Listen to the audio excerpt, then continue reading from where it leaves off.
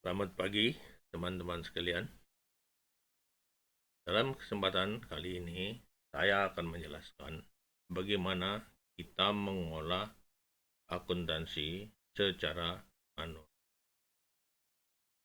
Perhatikan buku kas harian ini ya. Buku kas jenis ini itu kita sebut dengan buku kas bukan akuntansi. Karena di dalam buku kas ini tidak ada kode-kode perkiraan, sehingga tidak bisa diolah lebih lanjut ya. Jadi buku kas jenis ini ya sudah berhenti aja dia seperti ini. Nah, untuk supaya bisa diolah lebih lanjut, maka buku kas ini kita ubah ya, kita ubah. Nanti kan? Nah, ini adalah buku harian kas bank, tapi sekarang sudah menjadi buku akuntansi. Karena apa? Coba perhatikan. Ini buku hariannya sudah ada kode. Kode buku hariannya sekian. Terus lawan-lawan transaksi itu juga dikasih kode ya. Jadi setoran modal nih kodenya ini, terus terima pinjaman kodenya ini ya. Jadi buku harian ini mempunyai lawan ya, ada lawannya. Sehingga bisa kita olah lebih lanjut. Bagaimana cara ngolah lebih lanjut? Nah, nomor-nomor yang sama ya, misalnya ini pembelian, kemudian ini pembelian, itu kita jadikan satu. Nah, itu kumpulannya itu, kumpulan kode-kode yang sama itu, kita sebut dengan buku besar ya. Lihat. Nah, ini ada catatan atas pemberitahuan bahwa ada kredit motor ya. Ini nanti untuk memorial ya. Nah, ini kita lihat ini buku besar. Nah, ini buku besar. Kode-kode yang sama nih 1103 ini digabung. Ini 2 kali beli nih. 1, 2 ya digabung. Untuk gerobak cuma ada 1. Untuk pembelian motor ada 1. Nah, 1 nih dari memorial nih ya. Kemudian kita lihat lagi ada nggak yang 2. Nah, ini 2 kali ya. Jadi yang sejenis kode yang sama itu digabung. Nah, cuman yang perlu diperhatikan adalah sebagai berikut ya. Ini beli mangga dan jatuhnya kredit. Nah, kita lihat buku hariannya. Beli mangga jatuhnya adalah kredit. Nah, jadi konsepnya ini buku harian adalah debit untuk transaksi terima, kredit untuk transaksi keluar. Kalau buku hariannya debit, maka nanti lawannya ini akan kredit ya. Kalau buku hariannya kredit, maka lawannya ini di debit. Nah, makanya si mangga ini dia akan bersposisi di sebelah debit. Nah, mangga debit ya. Oh, gerobak juga debit. Kemudian ini beli motor debit. Nah, ini lawannya ini ya, lawannya motor debit ini adalah kredit. Ini tentang persetujuan itu tadi ya. Persetujuan yang ini. Nah, ini persetujuan kredit. Jadi menambah nilai motor, tapi sekaligus menambah utang ya. Ini utang. Oke. Terus ini pinjaman mertua. Nah, ini di buku hariannya dia debit, tapi di buku besarnya dia menjadi kredit ya. Begitu selanjutnya ya. Penjualan juga begitu. Penjualan di buku harian itu adalah kita lihat penjualan, ini penjualan nih, penjualannya, penjualan di debit. Nah, di buku besar posisinya adalah di kredit ya, jadi berlawanan. Itu biasa dikenal dengan istilah jurnal ya. Jurnal itu membuat keseimbangan ya. Nah, ini udah jadi buku besarnya. Nah, coba bayangkan kalau transaksinya ini banyak sekali. Jadi kita membuat buku besarnya ya banyak sekali. Satu-satu dikumpulin ya. Kalau dulu zaman manual memang dikumpulin manual, satu-satu dipindahin. Kadang-kadang kalau mau praktis yang dipindahkan tuh rekapnya saja. Ini direkap dulu nih. Kumpulin ini direkap dulu ya. Jadi 1103 sama 1103 ini digabung baru nanti totalnya dimasukkan ke sini. Jadi buku besar itu jatuhnya rekap. bukan detail. Nah, kalau zaman sekarang ya mungkin sudah dibantu sama Excel ya, sama Excel. Jadi ini di-sort, setelah di-sort baru dipecah-pecah ya. Jadi panjang perjalanannya. Dia harus di-sort dulu. Nah, sekarang kita lihat, ini kan sudah ada saldonya ini 4,5, ini 10 ya. Nah, ini masih jauh lagi perpanjangannya, belum selesai. Rekap-rekap ini total-total ini mesti kita kumpulin dulu, kita kumpulin lagi, kita kumpulin. Nah, ini nanti kumpulannya itu kita bikin, ini namanya neraca lajur ya. Nah, itu. Jadi kita kumpulin lagi. Contoh, rekening BCA ini yang mana? Nah, ini adalah si buku hariannya itu sendiri ya. Nih, buku harian itu kita harus jadikan rekap juga. Nah, ini rekap dari buku harian ya. Buku harian tuh ini. Tuh. Rekapnya kita ambil. Kita ambil. Ambil. Ini buku harian tuh ini. Nah, yang lain ini yang berlawanan, lawannya si buku harian. Jadi kalau kita kumpulkan, yang persediaan barang kita kumpulkan, semua kita kumpulkan, itu nanti ini harus sama ya. Harus seimbang. Karena kan ini buku hariannya yang atas. Nah, ini kan lawannya. Jadi kalau direkap, dia otomatis seimbang. Kalau ini nggak seimbang, salah berarti ya. Nah, sekarang kita coba analisa satu persatu ya. Ini kita buku besar ini kan kita ambil dari buku harian ya. Kalau kita ambil dari buku harian, ini otomatis jadinya hanya seperti ini. Ada yang tidak sempurna buku besarnya. Kenapa? Coba ini diperhatikan ya. Harga pokok penjualan ini nggak ada isinya. Padahal ini kan ada hasil penjualan mangga nih.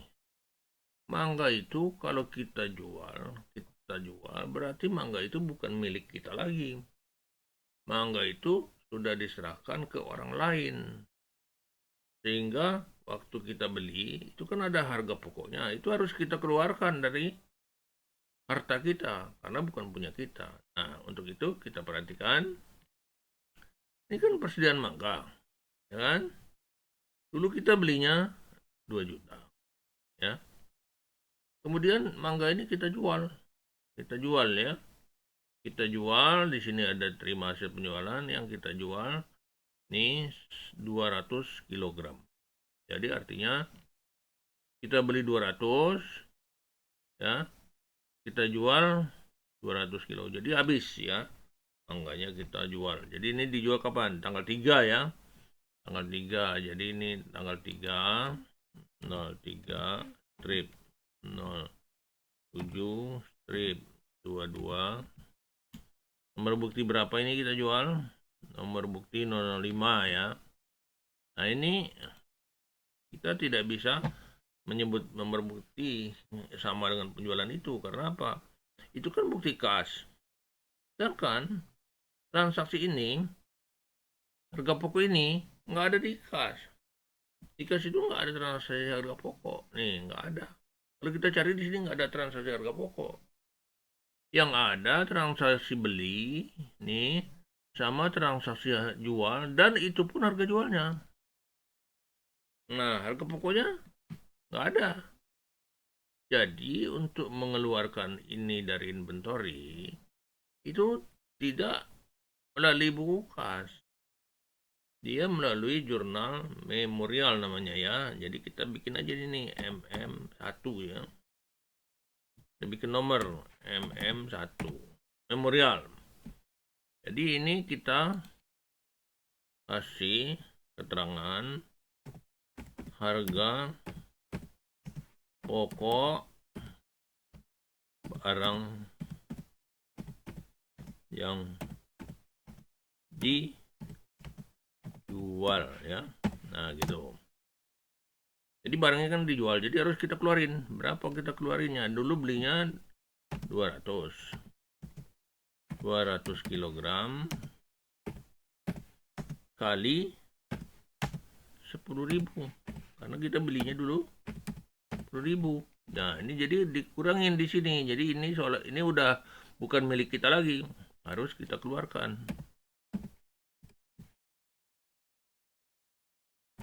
Kita keluarkan ini ya, ini dilepas ya.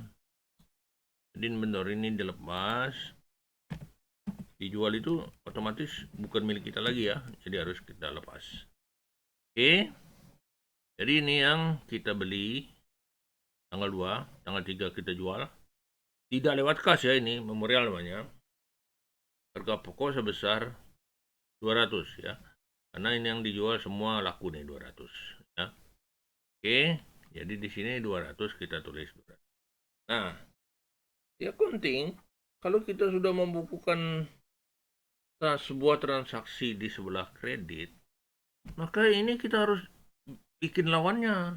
Harus ada lawannya di mana kita harus menempatkan harga pokok ini. Nih, harga pokok ini harus kita tempatkan. Nah, ini kita lihat tanggal 3 ya. Ini kita copy aja tanggal ini ya. Tanggal 3. Ini saya copy. Tanggal 3. Nah, kita tempatkan di sini. Nih, harga pokok itu di sini. Tanggal 3. Yes, ya. Terus, apalagi keterangannya? ya. MM01. Copy. Di sini MM01. Kemudian ini harga pokok barang yang dijual ya. Taruh di sini. Nah, itu berapa tadi? 2 juta ya. Nah, 2 juta ini kan kredit. Nah, kalau kredit maka lawannya di sini harus debit ya. Nah, gitu. Sudah namanya jurnal. Karena tidak lewat kas, maka kita bikin namanya memorial ya, jurnal memorial. Jadi kalau di accounting itu jadi jurnalnya harga pokok pada persediaan, nah gitu ya. Jadi persediaan berkurang ya. Kemudian harga pokoknya ini. Jadi ini menunjukkan bahwa barang yang kita serahkan ke orang lain itu adalah nilainya sebesar sekian. Dan kita terima hasil penjualannya sebesar sekian ya. Oke, masih ada satu lagi nih yang tanggal 5. Terima hasil penjualan ya. Oke. Kita lihat lagi tanggal 5 ada dijual lagi. Tanggal 5 05 strip 07 strip 22. Nah, ini juga sama sumbernya memorial lagi. MM2. Harga pokok barang dijual lagi, keterangannya sama ya. B. Nah, kita lihat yang kita belikan 250 kilo. Yang dijual, coba lihat lagi jadi berapa yang terjual. Yang terjual tuh 200 kilo. Ya. Jadi nggak terjual semua. 200 kilo. Nilainya berapa di sini? Sama dengan yang sebelumnya itu. 2 juta lagi. Gitu ya. Nah, oke. Nah, karena ini kita sudah tulis di sebelah kredit, maka ini kita pindahkan lagi. Kita copy lagi. Masuk di sini. Oh ya. MM2 ini copy. Ini paste lagi. Oke. Berikutnya ini kita copy lagi redaksinya.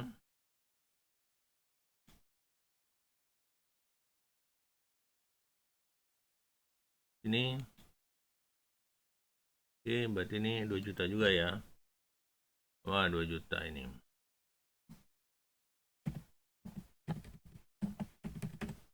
Gitu ya.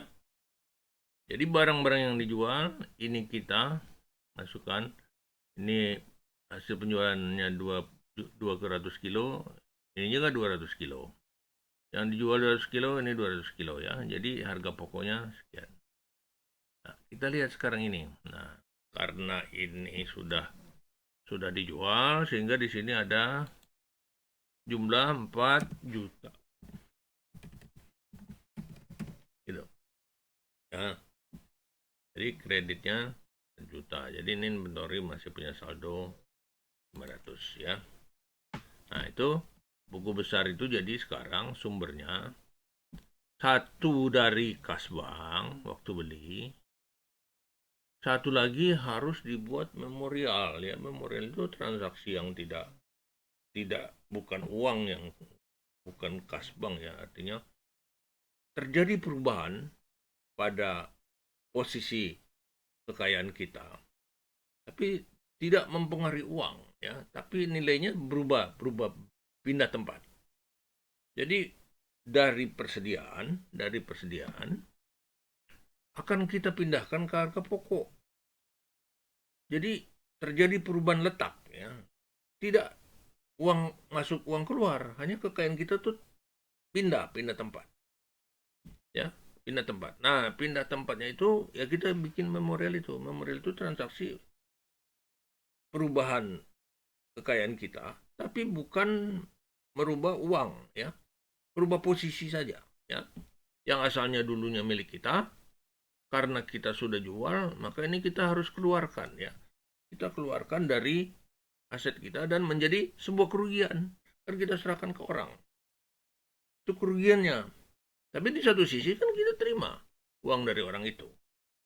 Itu ya. Jadi pemikirannya begitu. Memorial. Oke, kita lanjut ya. Sekarang ini sisanya kan 4,5. Nah, sekarang kita lihat berikutnya sin neraca lajur tadi. Neraca lajur tadi, kita kembali ke sini. Ini persediaannya nggak 4,5 lagi ya. Jadi ini kita kurangi dengan 4 juta. 4 juta ya. Jadi ini dikurangi dengan 4 juta. Jadi ini tidak lagi 4 juta, tapi tinggal 500. Nah, jadi begitu ya. Begitu. Nah, jumlah ini ya tentu kita koreksi ya. Kita cek ulang nih, kita cek ulang ya. Jadi ini tetap sekian 61. Nah, yang ini tetap 61, cuman yang ini kemungkinan berubah ya. Coba kita jumlahin 2 juta 4. Nah, jadi 4,500 ya. Tuh. Jadi sekarang neraca lajurnya menjadi, kita ulang nih, kita lihat rekening BCA yang pertama, yang di atas ini ya. Kita ambil dulu, ambil ini. Nah, lawan-lawannya kita ambil semua. Oke. Jadilah namanya neraca lajur. Nah, ini kita perhatikan. Ini kan ada saldo. Nah, untuk yang posisinya neraca, nih ya, kita lihat 1 sampai 3. Itu neraca. Ya. Yang 4, 5 ini rugi laba. Jadi sekarang kita tempatkan nih. Yang neraca kita geser di sini. Kita ini saldonya taruh sini, ini saldonya di sini dan sini terus. Ini masih neraca di sini, ini di sini. Nah, begitu rugi laba, ini penjualan. Ini kita gesernya ke sini. Masuk ke sini ya. Jadi ini semua juga geser pindah. Nah, coba perhatikan, ini asalnya kan seimbang. Ini masih seimbang, tapi yang ini karena ini digeser ya, karena ada yang digeser. Sehingga kalau cuma dijumlahin seperti ini nggak seimbang jadinya. Karena ada yang digeser. Nah, ini yang digeser ini ke sini, ini ke sini.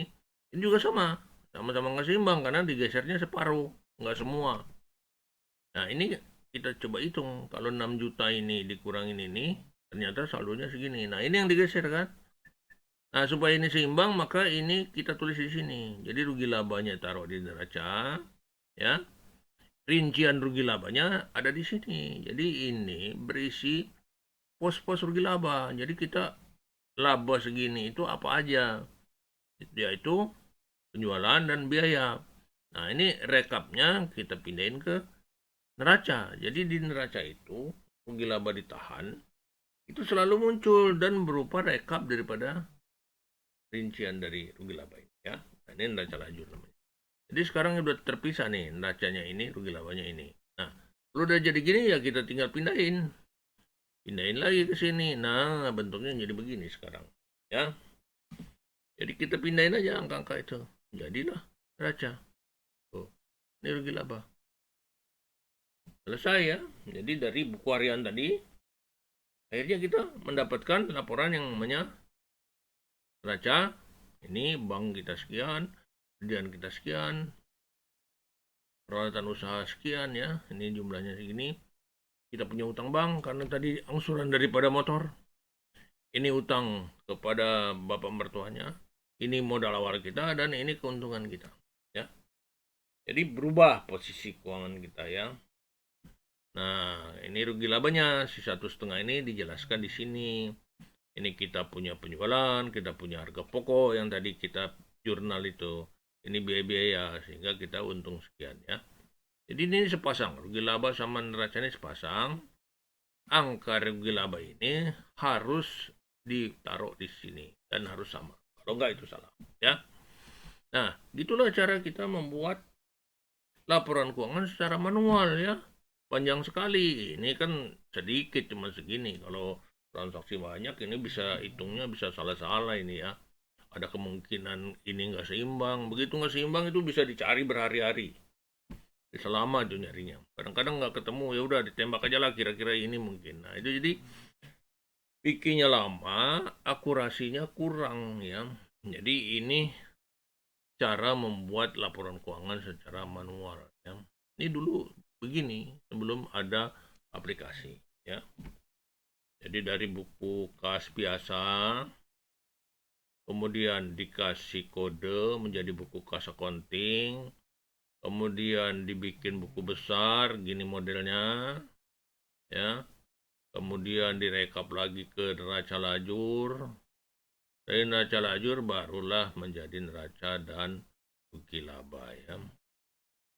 Nah, begitulah proses accounting secara manual. Nah, kemungkinan besar cara seperti ini pasti akan ditinggalkan ya. Karena ini hanya menghasilkan laporan keuangan yang terlambat ya, sekali lagi terlambat. Kalau terlambat itu fungsi laporan keuangan itu ya praktis kurang lah ya. Kita cuma ingin tahu sejarah kita aja, histori aja yang kita dapat, tapi tidak bisa memberi informasi kepada manajemen kondisi sekarang ya, kondisi sekarang. Jadi dulu ya itu bisa berbulan-bulan bahkan kadang-kadang bisa mundur bertahun-tahun ya. Jadi itu praktis harus kita tinggalkan. Tidak lagi mengikuti perkembangan zaman ya. Baik, itu adalah cara mengelola akuntansi secara manual ya. Nanti kita akan bandingkan bagaimana kalau akuntansi itu diolah secara secara lewat aplikasi ya. Oke, saya kira itu cukup ya. Sekian, terima kasih.